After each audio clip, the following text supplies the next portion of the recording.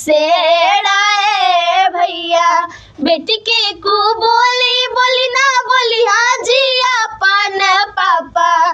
बेटी के कु बोली बोली ना बोली हाँ जी अपन चाचा। बेटी होली चिड़िया के समान आए पापा। बेटी होली चिड़िया के समान आए भैया। बेटी के कु बोली बोली ना बोली हाँ जी अपन बाबा। बेटी के कु बोली बोली ना बोली हाँ जी अपन भैया। बेटी होली चिड़िया के समान आए बाबा।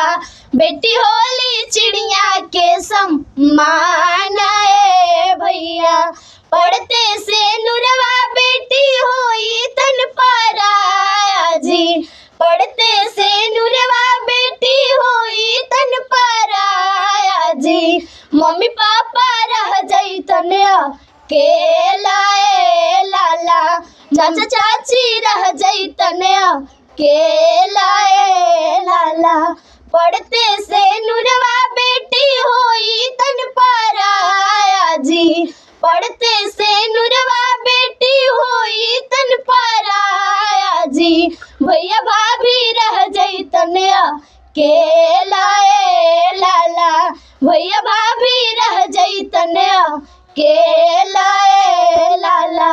होते भीनु सरवा बापा आई तई मारुतिया जी।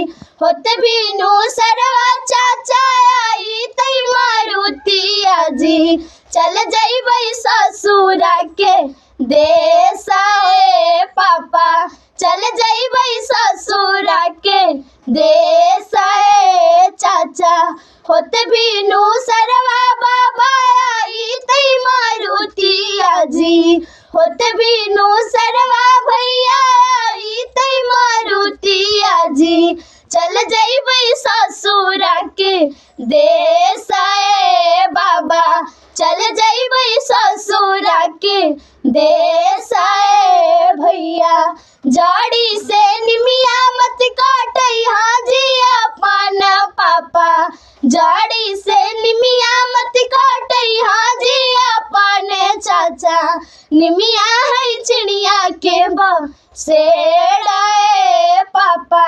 निमिया है चिड़िया के बसेड़ा ए चाचा। जड़ी से निमिया मत काटई हाँ जी अपन बाबा। जड़ी से निमिया मत काटई हाँ जी अपन भैया। निमिया है चिड़िया के बसेड़ा ए बाबा। निमिया है चिड़िया के बसेड़ा ए भैया।